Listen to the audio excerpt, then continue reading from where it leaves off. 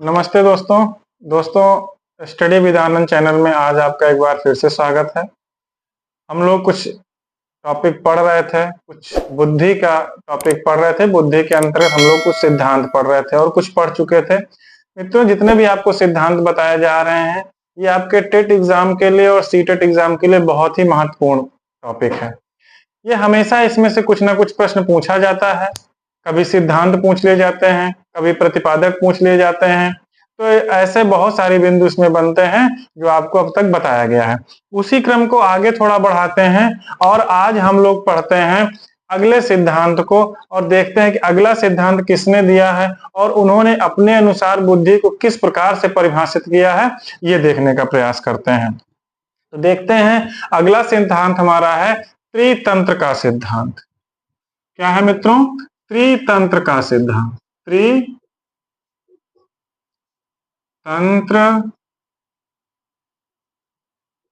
का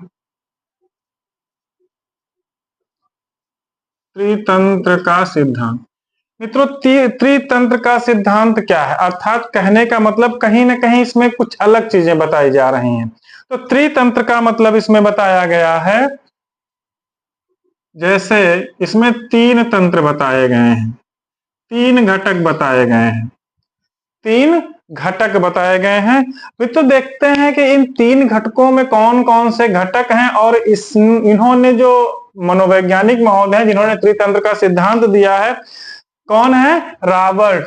रॉबर्ट महोदय हैं, रॉबर्ट स्टर्नबर्ग। कौन प्रतिपादक है? प्रतिपादक कौन है? Robert Sternberg.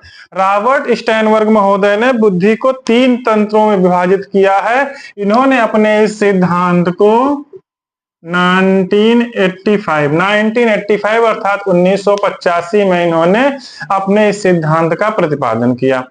इन्होंने कहा कि यह बुद्धि जो है एक आलोचनात्मक रूप से सोचने की प्रक्रिया है। अर्थात कहने का मतलब यह है कि रॉबर्ट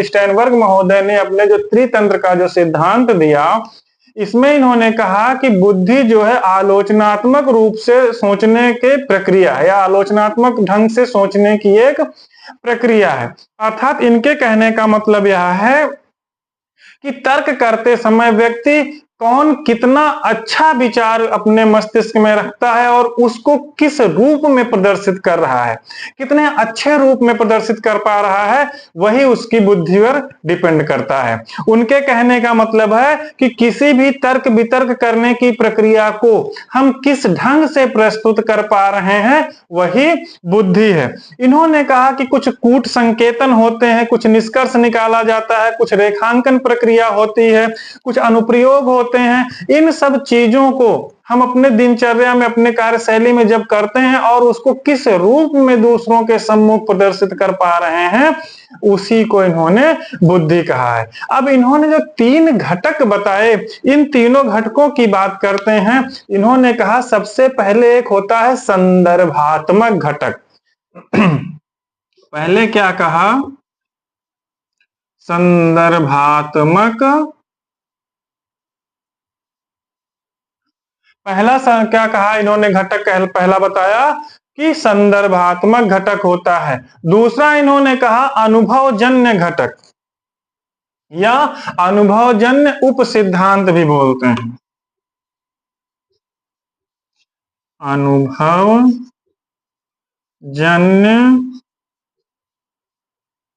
उप सिद्धांत, संदर्भ उप सिद्धांत या अनुभवजन्य उप सिद्धांत, इसको घटक या उप सिद्धांत जैसे भी आप समझ लें,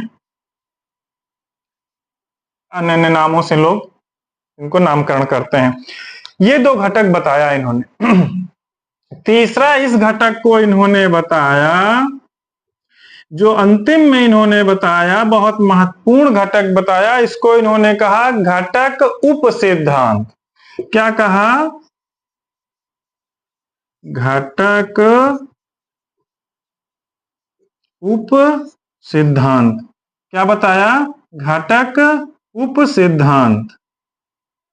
अब मित्रों देखते हैं कि रॉबर्ट स्टर्नबर्ग ने अपने बुद्धि के सिद्धांत का नामकरण किया त्रितंत्र का सिद्धांत। इस त्रितंत्र को 3 उप सिद्धांतों में विभाजित किया है। पहला इन्होंने कहा कि संदर्भात्मक घटक होता है, संदर्भात्मक उप सिद्धांत होता है। तीसरा कहा अनुभव उप सिद्धांत होता है, सॉरी दूसरा कहा कि अनुभव उप सिद्धांत होता है, और तीसरा कहा कि घटक उप सिद्धांत होता है। मित्रों, संदर्भात्मक का मतलब होता है किसी भी विषय विशेष पर या किसी भी प्रसंग की बात करते हैं, जो संदर्भात्मक की बात होती है। दूसरा कह रहे हैं कि अनुभव के द्वारा हम किसी चीज में कितना अनुभव कर पाते हैं, हम अपने अनुभव से क्या क्या चीजें सीख पाते हैं, हम प्रशिक्षण से कितना सीख पाते हैं, वो चीज हमारे अनुभव उप सिद्धांत के अंतर्गत आता है। फिर अगला कहते हैं घटक उप सिद्धांत। घटक उप सिद्धांत क्या है? हमारा अमूर्त चिंतन की बात करते हैं। घटक उप सिद्धांत के अंतर्गत अमूर्त चिंतन की बात करते हैं। मित्रों, हम अब एक एक को अलग अलग संक्षिप्त रूप से भी देख चुके हैं। अब इनको हम एक एक को थोड़ा सा विस्तृत समझने का प्रयास करते हैं कि संदर्भात्मक उप सिद्धांत क्या है। पहला है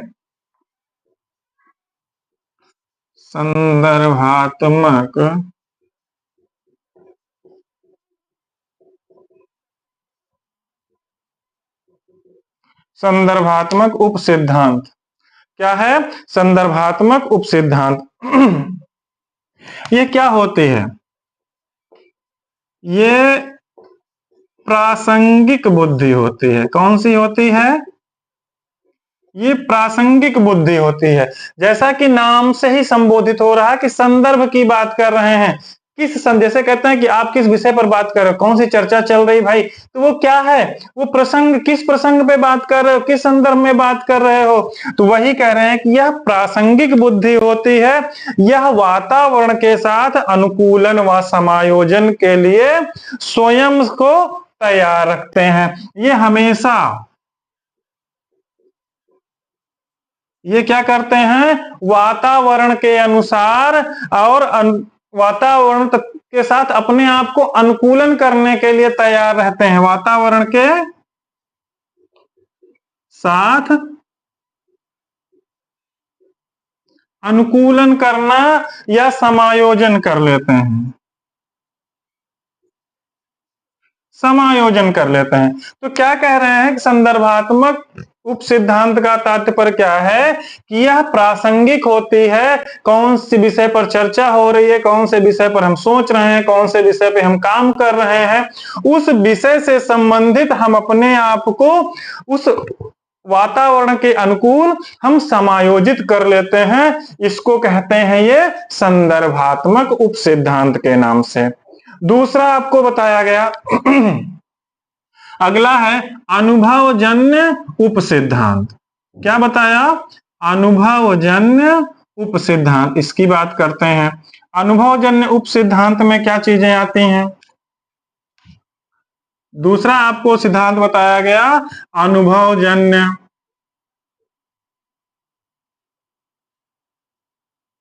क्या है? अनुभवजन्य उप सिद्धांत। इसमें क्या कहते हैं कि परिस्थितियों को समझकर, जैसे कोई भी परिस्थिति आज आपके साथ है, एक क्षण में दूसरी परिस्थिति से आपको गुजरना होता है। एक क्षण आप किसी शादी विवाह में जाते हैं तो आप उसके अनुसार समायोजित हो जाते हैं, दूसरे क्षण आप अपने घर आ जाते हैं, अपनी फैमिली के अनुसार अपने आप को समायोजित कर लेते हैं। तो क्या है? परिस्थितियों को समझकर अपने कार्यों में सफलता प्राप्त करने की राह निश्चित कर लेते हैं। ये बुद्धि वाले क्या होते हैं? जिनको अनुभव होता है। देखिए, जीवन का अनुभव होता है, शैक्षिक अनुभव होता है, बहुत सारी चीजों का अनुभव होता है। ऐसी बुद्धि वाले या इस प्रकार की बुद्धि वाले क्या करते हैं कि अपने कार्यों को या अपनी परिस्थितियों को समझकर अपने कार्यों में सफलता प्राप्त करने के लिए वो राह स्वयं बना लेते हैं। क्या करने के लिए? सफलता प्राप्त करने के लिए। किसमें? अपने कार्यों में। अपने कार्यों में सफलता प्राप्त करने के लिए वो राह स्वयं बना लेते हैं, स्वयं निश्चित कर लेते हैं कि मुझे ये काम करना है। ये कब कैसे कर पाते हैं? इनके पास अनुभव होता है। किसी भी संदर्भ पे बात किया, किसी भी विषय पर चर्चा करते हैं, ये सब चीजें करने के बाद उनको कुछ अनुभव हो जाता है कि कौन सा काम करने पर सही है, कौन सा काम करना हमारे लिए गलत है, हमारा बौद्धिक विकास कितना हो चुका है। ये सब चीजें हमें अनुभव से ही प्राप्त होते हैं। तो जब हमें अनुभव हो जाता है तो हम अपने कार्य में किस रूप में सफलता प्राप्त कर सकते हैं, किस रूप में हमें सफलता निश्चित रूप से मिल सकती है, यह बौद्धिक विकास किसके अंतर्गत आता है? अनुभवजन्य उप सिद्धांत के अंतर्गत आता है। अगला आपका आता है तीसरा, कौन सा है? घटक उप सिद्धांत। तीसरा कौन सा है? तीसरा कौन सा है आपका? घटक उप सिद्धांत। घटक उप सिद्धांत मित्रों अमूर्त चिंतन की बात करता है। इसमें क्या करते हैं कि अमूर्त चिंतन करने तथा सूचनाओं को संसाधित या कह सकते हैं कि संशोधित करके प्रस्तुत करने का प्रयास करते हैं। इसमें क्या करते हैं? अमूर्त चिंतन। अमूर्त चिंतन करते हैं। अब सूचनाओं को क्या करते हैं? सूचनाओं को संशोधित रूप में प्रस्तुत करते हैं। कैसे? सूचना कहते हैं कि अमूर्त चिंतन, कोई भी विषय वस्तु होता है, कोई भी संदर्भ होता है तो उस पर पहले गहन अध्ययन करते हैं, गहन चिंतन करते हैं, और गहन चिंतन करने के बाद सूचनाओं को हमें किस रूप में दूसरे के सम्मुख प्रस्तुत करना होता है, यह हमारा घटक उप सिद्धांत बताता है। जैसे बहुत सारे लोगों को आपके समाज में देखते होंगे, कोई एक बात सुनते हैं और तुरंत जाके दूसरे तक पहुंचा देते हैं, वही सेम अक्षरशः आप दूसरे से उनसे दूसरी बात को उनसे उनके मुंह से सुन लेंगे। तो ये क्या? उनमें इस बुद्धि का अभाव है। और कुछ लोग क्या होते हैं कि बहुत सारे लोगों के बारे में बहुत सारी चीजें जानते हैं और किसी व्यक्ति विशेष के बारे में भी बहुत कुछ सुनते हैं, लेकिन वो अक्षरशः दूसरे को नहीं बताते हैं। वो उतना ही बताते हैं जितना वो सही बताना होता है। वो क्या, किसके सम्मुख हमको क्या कहना चाहिए, वो चीजें घटक उप सिद्धांत के अंतर्गत इनके अनुसार बताई गई है कि किसी व्यक्ति के सामने क्या कहना है। ऐसा नहीं कि कुछ भी जाके किसी के सामने बोल दिया। इनके कहने का तात्पर्य घटक उप सिद्धांत के अंतर्गत ये आता है कि वो पहले अमूर्त चिंतन करते हैं, अर्थात कोई भी विषय वस्तु है उस पर चिंतन करेंगे, उस पर मनन करेंगे, और उसके बाद उस चिंतन मनन के पश्चात क्या अच्छा है, क्या चीजें दूसरे के सम्मुख प्रस्तुत करनी है, यह संशोधित करके प्रक्रिया को आगे बढ़ाते हैं। मित्रों, इस घटक को ही, घटक उप सिद्धांत को ही रॉबर्ट स्टर्नबर्ग महोदय ने 3 भागों में और विभाजित किया, जिसमें इन्होंने कहा मेटा घटक, निष्पादन घटक और ज्ञान संग्रहण। ये तीनों चीजें क्या हैं, इनको समझते हैं। इन्होंने 3 चीजें और बताई। क्या बताया? 3 चीजें और बताई। पहला क्या बताया? मेटा घटक। इस घटक को 3 भागों में विभाजित किया। पहला कहा मेटा घटक, फिर कहा निष्पादन घटक, निष्पादन घटक, और तीसरा कहा ज्ञान संग्रहण।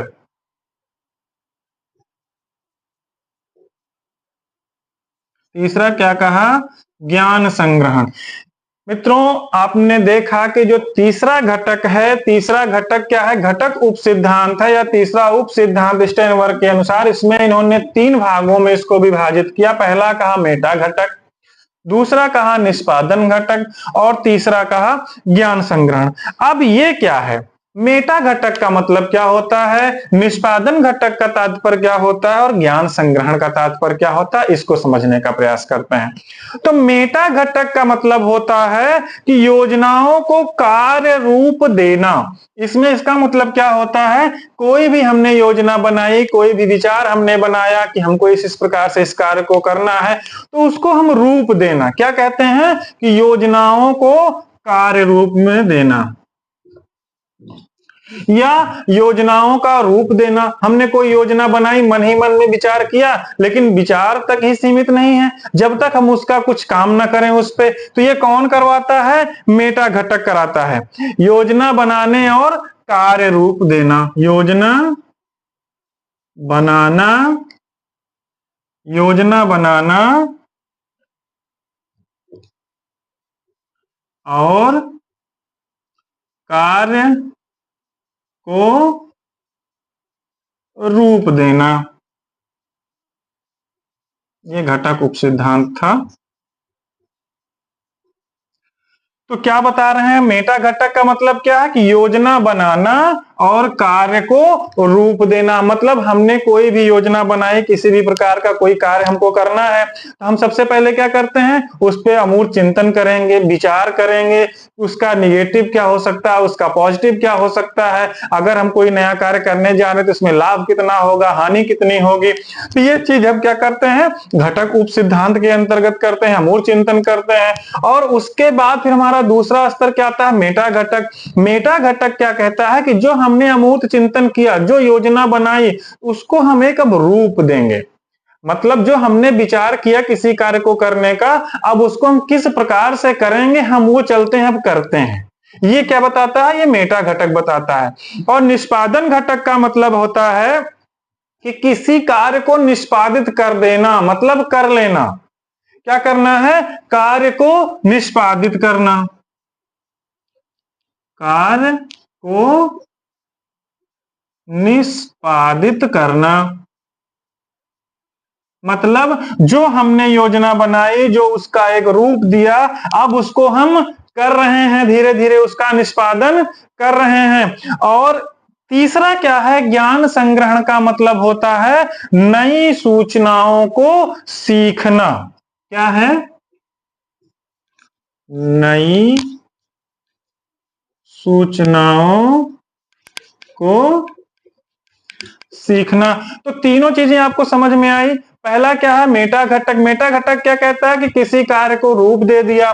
फिर जो निष्पादन घटक कहता है कि उस कार्य को निष्पादित किया गया। अब जब हमने ये दोनों प्रक्रियाएं कर ली तो हमें कुछ नई चीजें मिली। वो किसके अंतर्गत आया? हमें कुछ ज्ञान प्राप्त हुआ, किसमें लाभ हुआ, किसमें हानि हुई, या इसमें क्या और परिवर्तन किया जा सकता है जिससे इसको और अच्छा किया जा सके। तो यह किसके अंतर्गत आया? ज्ञान संग्रहण। ज्ञान संग्रहण क्या कहता है कि नई सूचनाओं को सीखना, अर्थात जब हम किसी कार्य को रूप दिए तो उसमें हम कुछ नया भी सीखे। ये किसके अंतर्गत आया? ज्ञान संग्रहण के अंतर्गत आया। तो मित्रों, ये त्रितंत्र का सिद्धांत आपका रॉबर्ट स्टाइनबर्ग ने 1985 में दिया था, जिसमें इन्होंने 3 उप सिद्धांत बताए। पहला कहा कि संदर्भात्मक उप सिद्धांत होता है, दूसरा होता है अनुभवजन्य, और तीसरा होता है घटक उप सिद्धांत। इसमें संदर्भ की बात करते हैं, प्रसंग की बात करते हैं, इसमें अनुभव की बात करते हैं, किसी भी प्रसंग, किसी भी संदर्भ पर आपने कितना चर्चा किया, मंथन किया और क्या सीखा, उसके बाद हमको क्या उससे अनुभव हुआ। अब उसके बाद हम अमूर्त चिंतन करते हैं। जब अमूर्त चिंतन करते हैं तो उसमें फिर मेटा घटक आता है, निष्पादन घटक आता है, ज्ञान संग्रहण आता है। मेटा घटक का तात्पर्य होता है कि योजना बनाना, कार्य को रूप देना। निष्पादन का मतलब होता है उसको निष्पादित कर देना। और ज्ञान संग्रहण का मतलब होता है जब इतना सारा कुछ हमने कर लिया तो हमको उसमें क्या नया सीखने को मिला, नई सूचना क्या मिली, नया क्या सीखा, ये इसके अंतर्गत आता है। इस प्रकार से मित्रों ये सिद्धांत पूर्ण होता है। एक अगले सिद्धांत की बात करते हैं जो आपके लिए बहुत महत्वपूर्ण होता है, जिसे हम बहुबुद्धि सिद्धांत के नाम से जानते हैं, जिसको हार्वर्ड गार्डनर महोदय ने दिया था। कौन सा है? बहुबुद्धि सिद्धांत। मित्रों, इसमें भी एक मनोवैज्ञानिक जो आपके हार्वर्ड गार्डनर महोदय है, इन्होंने इस सिद्धांत को शुरुआत में कुछ कम बिंदुओं पर बताया, या कह सकते हैं कि मुख्यतः 7 बिंदुओं पर बताया, लेकिन इन्होंने अपने ही सिद्धांत को फिर से संशोधित करते करते 8 बिंदु पर ले गए, फिर 9वें बिंदु पर ले गए। तो बात करते हैं कि इनका सिद्धांत क्या है। तो सबसे पहले बात करते हैं बहुबुद्धि सिद्धांत। क्या है?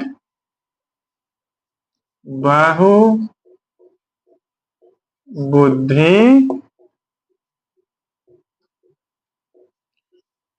बहुबुद्धि सिद्धांत।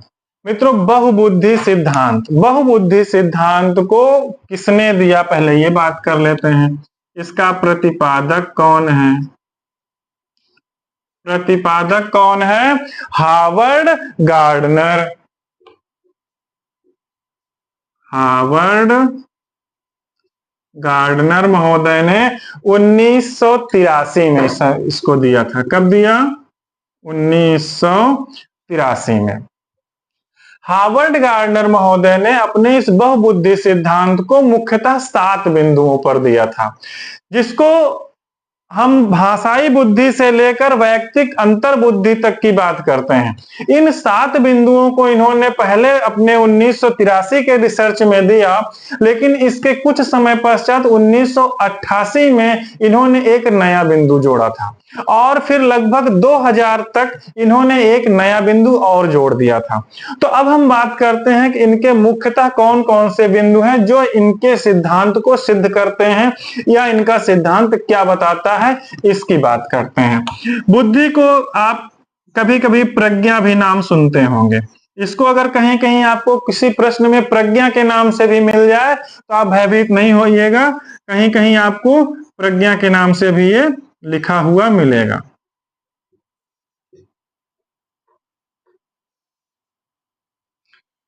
तो बात करते हैं आपके ये 7 सिद्धांत के, 7 बिंदु के। तो सबसे पहले देखते हैं कौन सा बिंदु इन्होंने बताया। सबसे पहले कहा कि भाषाई बुद्धि होती है। क्या होती है?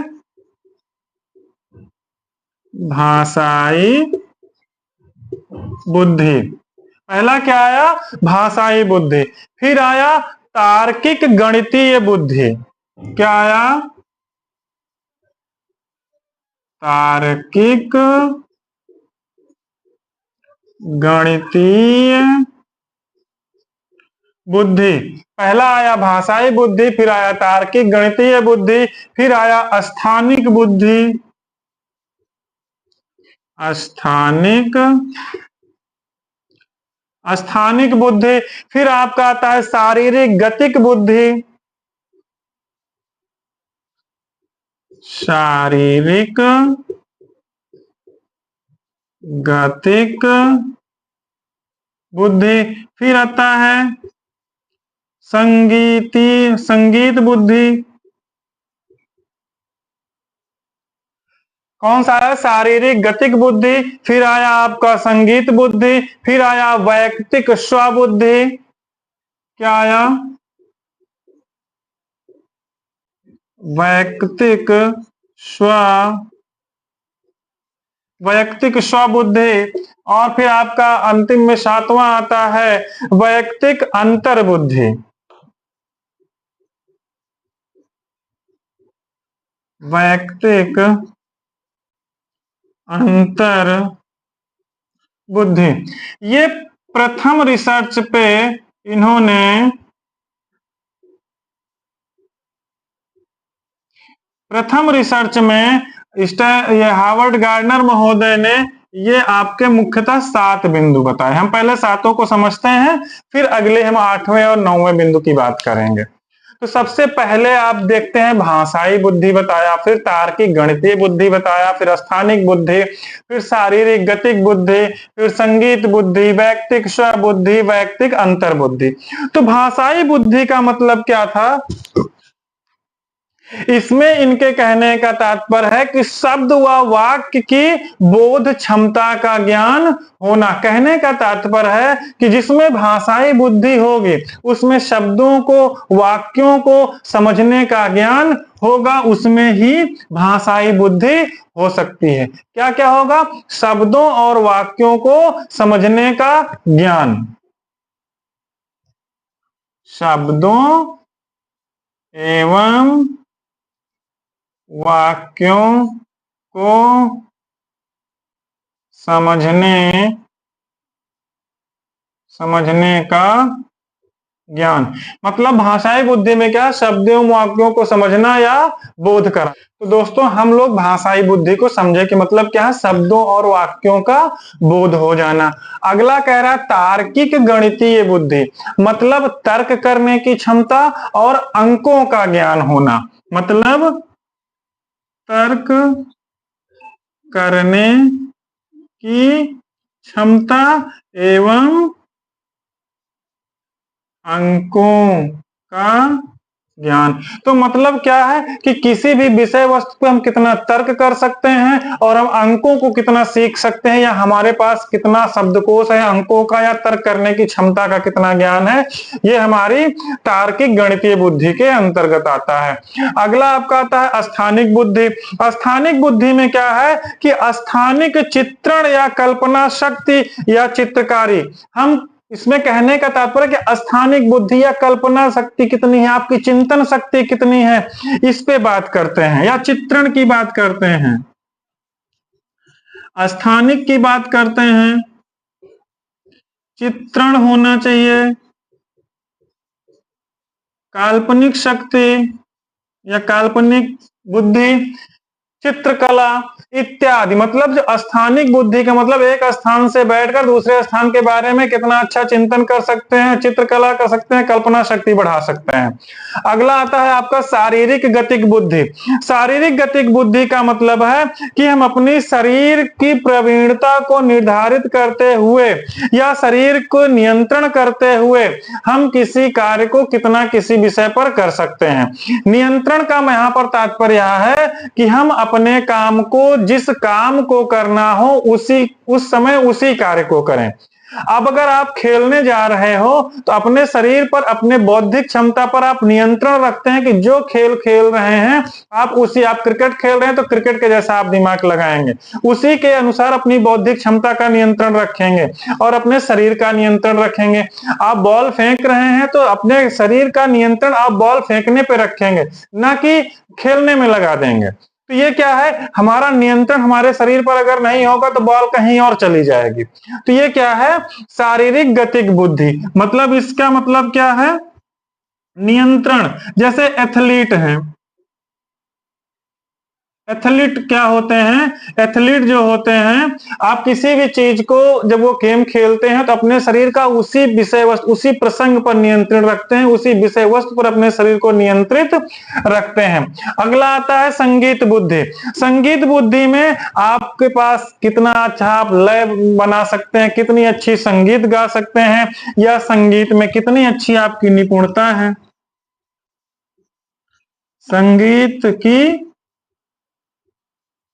निपुणता कितनी अच्छी है, इसकी बात करते हैं। क्या बात करते हैं, शरीर की संगीत की निपुणता की बात करते हैं।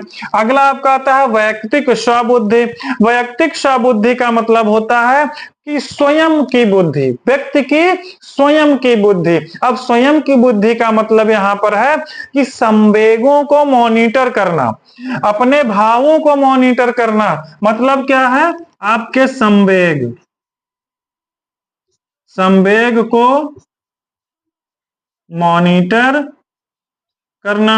मतलब हमारे संवेग क्या आ रहे हैं, हम उसको किस प्रकार से प्रदर्शित कर रहे हैं। आप किसी अच्छे स्थान पर, मतलब ऐसे स्थान पर बैठे हैं जहां पर शादी विवाह फंक्शन का प्रोग्राम चल रहा है, अब आप अपने आप को मॉनिटरिंग कैसे कर रहे हैं, आपका बौद्धिक क्षमता, आपका बौद्धिक विकास क्या मॉनिटरिंग कर रहा है आपको, कि आप उसके अनुसार से आप काम करेंगे। अगर संगीत चल रहा है, कोई पार्टी चल रही है, कोई विवाहोत्सव चल रहा है, कोई अलग प्रोग्राम चल रहा है, तो आपको अपने अनुसार उस प्रकार से समायोजित कर लेते हैं। लेकिन अगला क्या होता है कि आप दूसरे क्षण दूसरी जगह जाते हैं तो आप अपने आप को दूसरे के अनुसार समायोजित कर लेते हैं।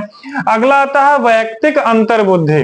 वैयक्तिक अंतर्बुद्धि, वैयक्तिक अंतर्बुद्धि में क्या है, व्यक्ति की इच्छा, उपेक्षा आदि, दूसरों की भावनाओं को समझना। इसमें क्या है, किसी की, व्यक्ति की इच्छा क्या है, व्यक्ति की इच्छा क्या है, किसी से उपेक्षा क्या है, ठीक है ना।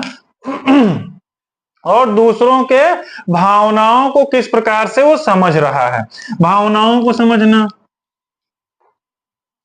भावनाओं को समझना। ये आपको आपके हार्वर्ड गार्डनर महोदय ने जो अपना बहुबुद्धि का सिद्धांत दिया, इसमें मुख्यतः जब 1983 में इन्होंने अपना शोध किया, अपना सिद्धांत दिया, उस समय इन्होंने इन मुख्यतः 7 बिंदुओं पर बात की थी। लेकिन कुछ समय पश्चात इन्होंने अपने ही सिद्धांत में एक बिंदु और जोड़ा। 1988 की बात करते हैं, 98 की बात करते हैं। 1998 में इन 7 बिंदुओं के पश्चात, इन 7 बिंदुओं के अतिरिक्त एक बिंदु और जोड़ा, जिसको इन्होंने कहा प्रकृतिवादी बुद्धि। क्या बताया? 8वें को क्या बताया?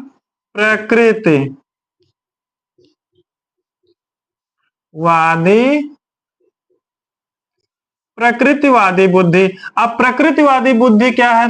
प्रकृतिवादी बुद्धि के अंतर्गत इन्होंने कहा कि प्रकृति में मौजूद जो तत्व हैं, इसको समझने की क्षमता किसमें होती है, वह प्रकृतिवादी बुद्धि के अंतर्गत आता है। जैसे भूवैज्ञानिक हैं, किसान हैं, जैव वैज्ञानिक हैं, ये लोग क्या होते हैं? प्रकृति को समझकर अपनी फसलों को बोते हैं। अब जैसे किसान है, वो पहले समझता है कि किस मौसम में कौन सी फसल बोई जा सकती है। आपका भूवैज्ञानिक है, वो समझ जाता है कि किस मिट्टी पर कौन सी फसल ज्यादा अच्छी से चल सकती है। जीव वैज्ञानिक है। इस प्रकार से इन्होंने कहा कि जो प्रकृतिवादी बुद्धि होती है, वो जीव वैज्ञानिक है, किसान है, इत्यादि लोगों में होती है। इसको कब दिया था? 1998 में। अगला बिंदु दिया था, अर्थात 8वां बिंदु दिया था। फिर इन्होंने अपने रिसर्च को थोड़ा सा और बढ़ाया, और रिसर्च को बढ़ाने के पश्चात 9वां बिंदु इन्होंने दिया। 9वां बिंदु इन्होंने दिया अस्तित्ववादी बुद्धि। कौन सा दिया? अस्तित्ववादी बुद्धि। 9वां क्या दिया? अस्तित्ववादी बुद्धि। तो अस्तित्ववादी बुद्धि के अंतर इन्होंने कहा कि दर्शन शास्त्र की जो विचारधारा रखने वाले व्यक्ति होते हैं, वह अस्तित्ववादी बुद्धि के अंतर्गत आते हैं। जैसे योगी हैं, संत हैं, दर्शन शास्त्री हैं, ये लोग किसके अंतर्गत आते हैं? अस्तित्ववादी बुद्धि के अंतर्गत आते हैं। कौन कौन? योगी हैं, संत हैं, दर्शन शास्त्री हैं, ये लोग अस्तित्ववादी बुद्धि के अंतर्गत आते हैं। और कब दिया इसको इन्होंने? सन 2000 में दिया था। तो मित्रों, ये बहुबुद्धि का सिद्धांत अगर आपसे पूछा जाए तो मुख्यतः पहले रिसर्च में हार्वर्ड गार्डनर महोदय ने 7 बिंदुओं पर चर्चा की थी, लेकिन अपने ही सिद्धांत को फिर से एक बार बढ़ाया। 8वां बिंदु दिया प्रकृतिवादी बुद्धि, जिसमें किसान, जीव वैज्ञानिक, भूवैज्ञानिक इत्यादि लोगों को रखा। और 9वें बिंदु में अस्तित्ववादी बुद्धि की बात करते हैं, जिसमें दार्शनिक और दर्शन शास्त्र इत्यादि लोगों की बात करते हैं। मित्रों, इन्होंने एक लाइन और बताई थी जो बहुत महत्वपूर्ण इन्होंने बताने का प्रयास किया था कि इनका जो सिद्धांत है, इनके अनुसार जो है बुद्धि क्या है कि यह आनुवांशिक और जन्मजात निर्धारित नहीं होती है। क्या कह रहे हैं कि आनुवांशिक या जन्मजात निर्धारित नहीं होती, अपितु यह विकसित की जाती है। जैसे इन्होंने बहुत सारे बिंदुओं को बताया, तो बुद्धि क्या है? विकसित करने की प्रक्रिया है। इनके अनुसार की बुद्धि विकसित की जाती है। Thank you.